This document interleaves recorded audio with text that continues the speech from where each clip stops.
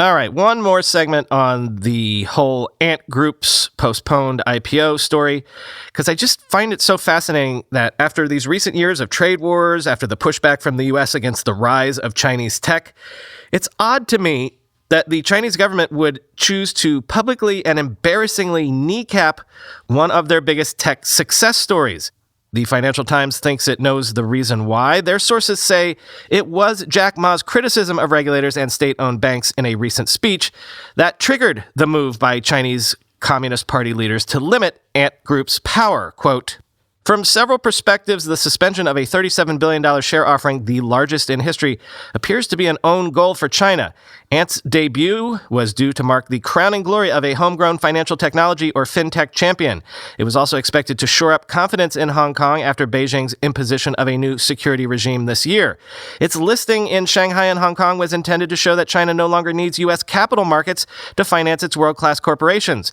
Ant's significance was also set to be geopolitical. The company's IPO reinforced a broader narrative of China as a technological superpower, seizing the global initiative from the U.S., a symbol of Beijing's resilience to the pressure heaped upon it by the administration of Donald Trump. With the stakes so high, it took a lot for Beijing to pull the plug. Mr. Ma and other senior executives were called in by the regulators for a dressing down on Monday.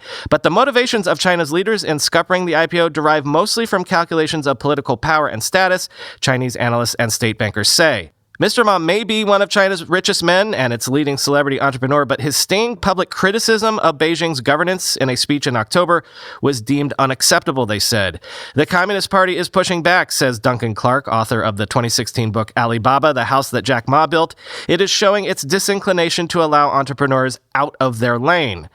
Commerce is one thing, finance is clearly another. Jack has embraced the power of the internet to supercharge the private sector, but applying this chemistry to the financial sector is on another level, it seems, he adds.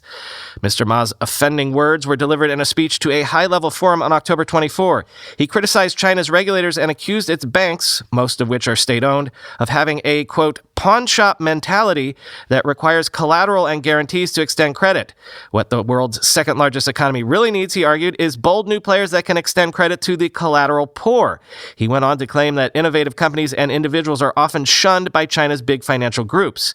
The speech by Ma in Shanghai suggests he wanted to openly challenge the regulator, which is unacceptable, says one senior executive at a major state-owned Chinese bank. That prompted the regulators to go ahead and announce the rules. The logic for Beijing is, if I don't understand you and can't control you, I won't let you grow, end quote. More broadly, the saga of Ant's IPO carries lessons both for investors who have embraced the opportunity that China presents and for others who seek to understand the changing nature of a rising power. Quote, "Right now, if a businessman makes money and keeps his head down and lays low, then it's fine," says Professor Chen. "Otherwise, it's no good. Jack Ma stuck his head out a little too far, hence the consequences," end quote.